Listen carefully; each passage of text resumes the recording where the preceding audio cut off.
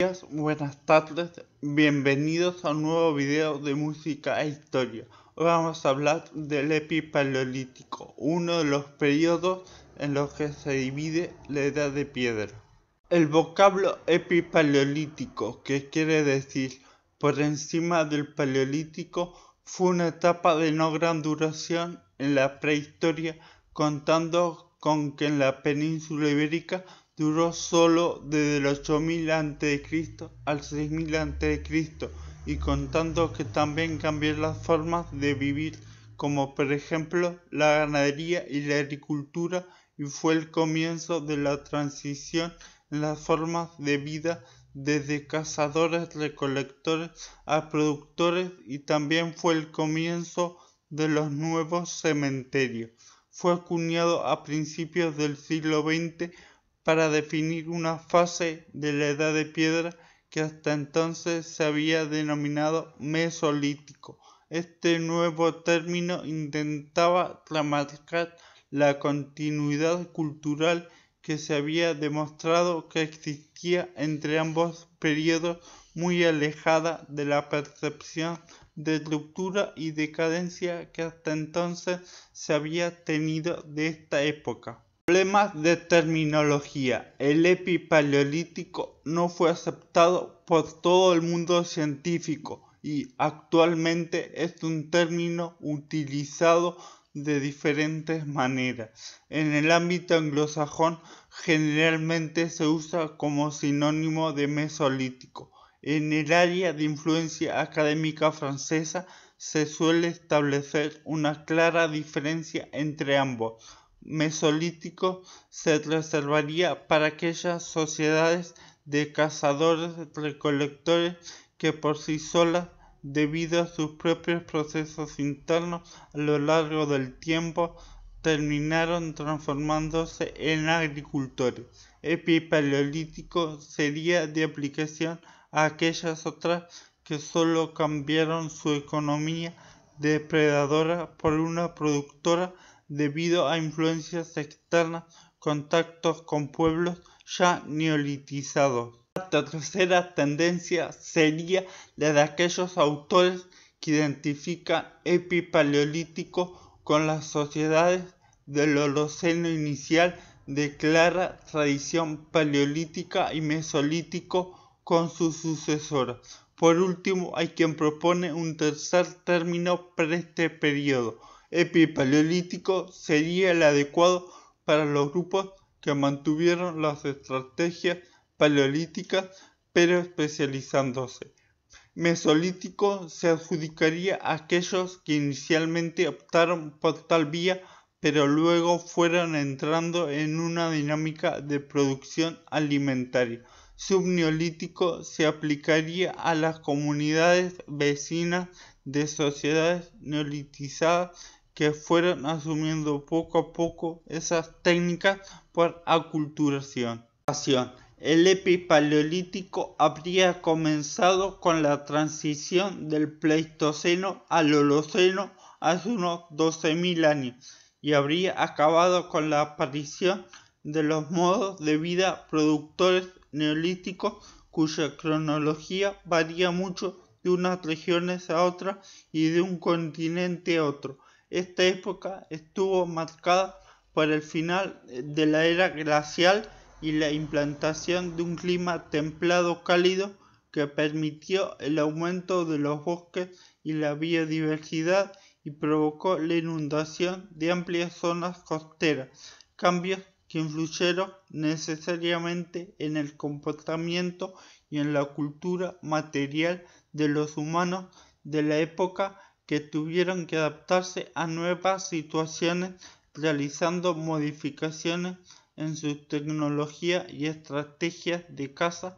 para poder seguir obteniendo recursos. La del Pleistoceno, que también fue la más dura, comenzó un cambio climático marcado por una alternancia de fases templadas y frías.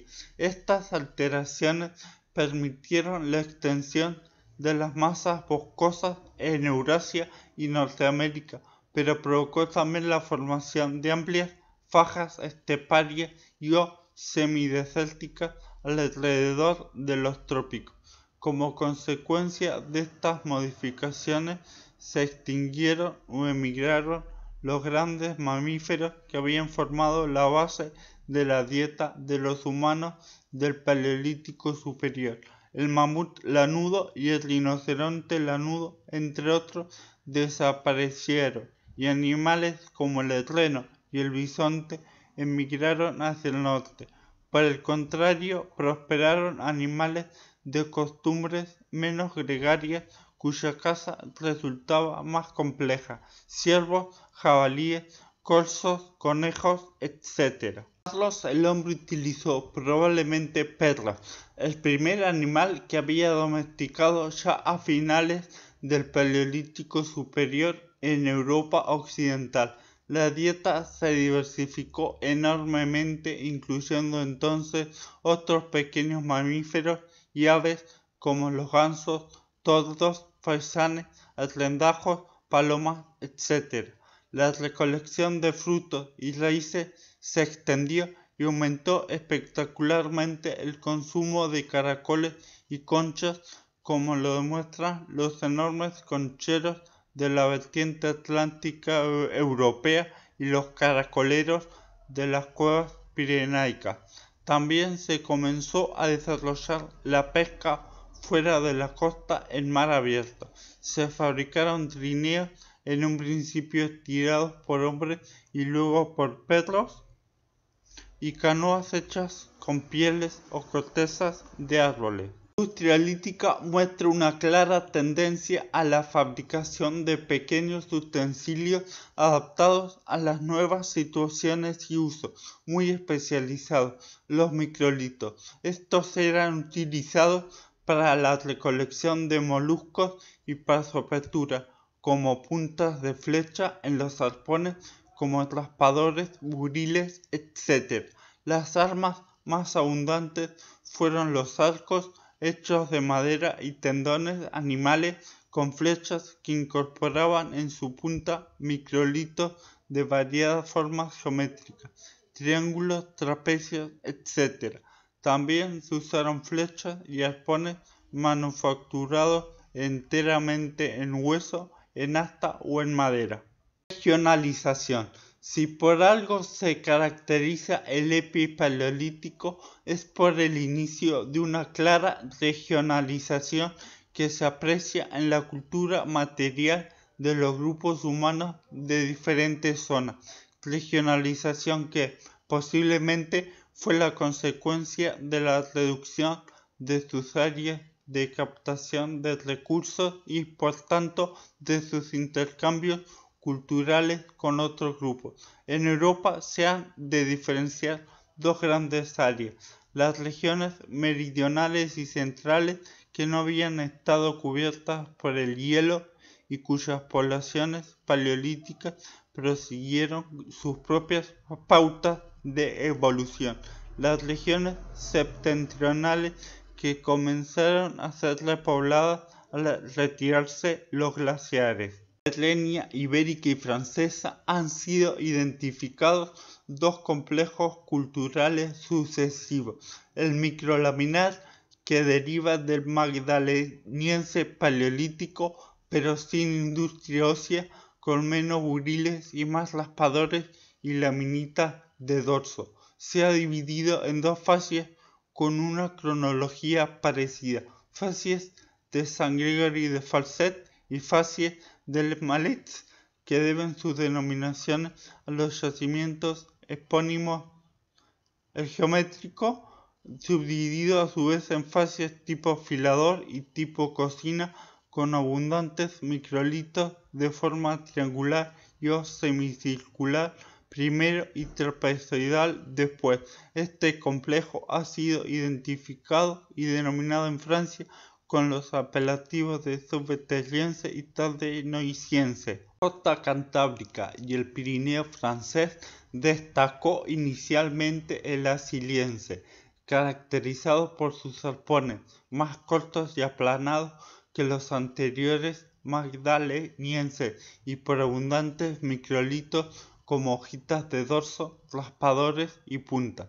El arte se redujo a unos cantos rodados pintados, interpretados como objetos mágicos y o rituales.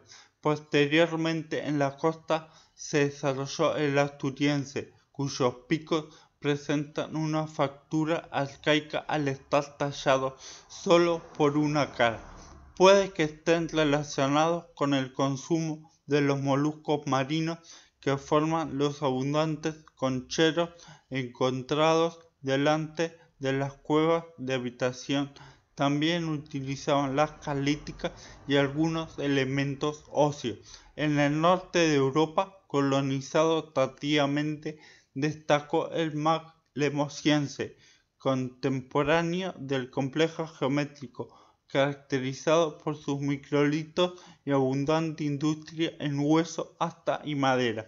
Después, mientras el neolítico se extendía por el continente, apareció el Teutoburgense con grandes concheros, necrópolis y cerámica, signo evidente de aculturación.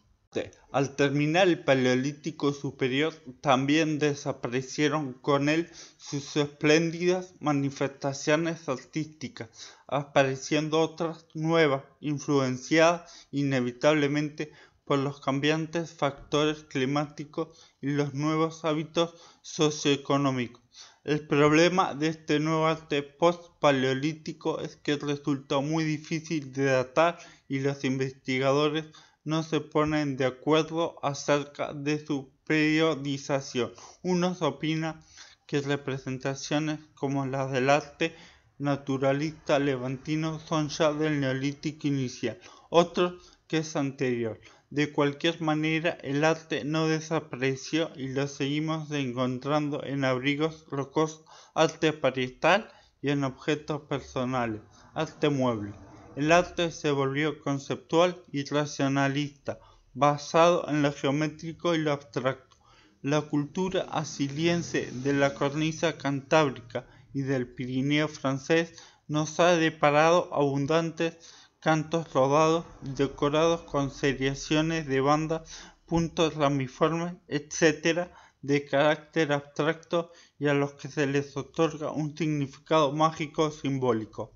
En el Levante español, grupos humanos dejaron pinturas que muestran una evolución del arte rupestre hacia modelos más esquemáticos. En las paredes de los abrigos, estos hombres pintaron complejas escenas de caza, de danzas y ritos mágicos. Las figuras están hechas con pigmentos negros o rojizos y son muy estilizadas. A pesar de ello, se pueden identificar personajes como hechiceros, chamanes, gracias a los tocados que les cubren la cabeza, a los bastones que llevan y a los adornos que les cuelgan de rodillas y brazos. También se aprecian hombres con plumajes y brazaletes en brazos y tobillos, mientras que las mujeres lucen largas faldas. Hay mucho movimiento, como contraste con el arte paleolítico, y las luchas entre grupos aparecen con relativa frecuencia, con batallas de arqueros que incluso llegan al cuerpo a cuerpo. Si les gustó el video, suscríbanse, denle like. Gracias por haber visto el video y espero que lo hayan disfrutado mucho.